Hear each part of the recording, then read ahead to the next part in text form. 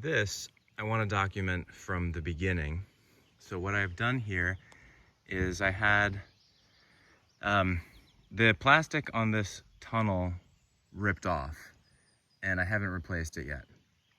I was gonna actually move the whole tunnel, and then I decided, no, I'm gonna leave it here, but I still haven't put the plastic back on. So it was sort of late in the season. What am I gonna do? I had a bunch of extra nut seed that never got planted, and I figured, hey, I'm going to put it all in here with the crazy experiment, and we're gonna see how it works. So what has happened is I've got 7 narrow beds. It's hard to see, but this ridge here, that's a bed.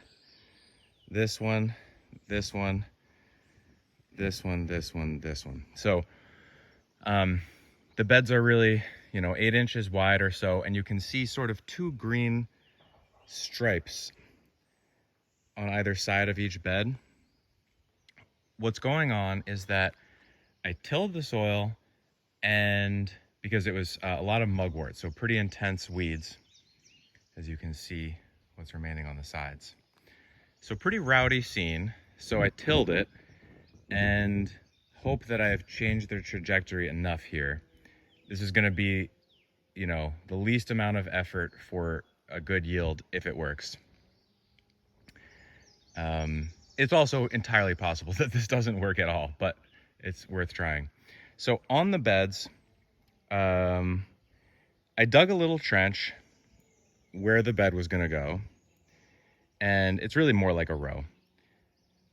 And then I planted seeds. So I've got chestnut seeds, shagbark hickory seeds, some walnut seeds. Each bed has its own variety. So I put those in and then mounded up dirt on top of them to make a little ridge. And then I seeded the top of the ridge with fast growing plants that won't top out very tall. So I've got arugula, some lettuces, some carrots. The arugula and radishes are coming up first. There's arugula, there's radish. So they're coming up, and they'll be followed by lettuce and a few other things. And the idea being that we will harvest from the top of the beds before the nuts come up. 1 or 2 times we'll cut the greens, and then after that we will leave the greens to regrow and shade the nuts as they germinate and sprout, which is fine and good for most of these nut species. They have evolved to grow for their first few years of their life in the understory. So then that's the bed. And then the interbed, or the walkway, or whatever you want to call it, the space between the beds, is seeded with a mixture of crotalaria and sudex. So here you can see the sudex coming up, and here's the crotalaria. This was done 72 hours ago, to be exact, which is incredible to me. I've never seen, the crotalaria came up, and a lot of them are already this big after slightly less than 3 days of growth from dry seed being thrown onto the ground. I'm just kind of in shock and very happy about how that went. So that's the idea, is that where the crop is, I have a low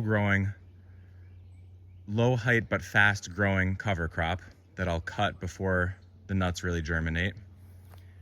And then the in-between is this crazy rowdy biomass mix of sun hemp, which is the crotalaria, and sudex grass, which can get 8 feet tall. And so what I'm going to do is when that's knee high, I have a sickle bar mower that's going to fit right in between these rows. So I'll run down, sickle bar all of that, and make sure it's not lying on the germinating nuts.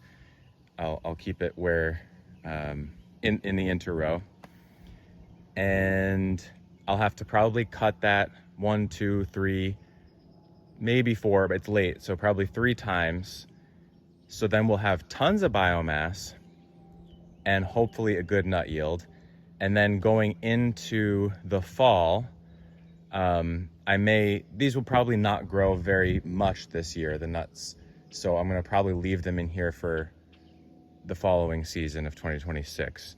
And then I did not seed a perennial in here, so I'm gonna seed another annual, probably in the fall, cover crop.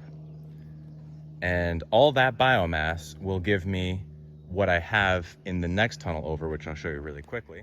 In here, this very rowdy tunnel, but massively gonna be productive, is covered with a very good amount of straw mulch that was all harvested from within the tunnel and just outside of the tunnel on the shoulders.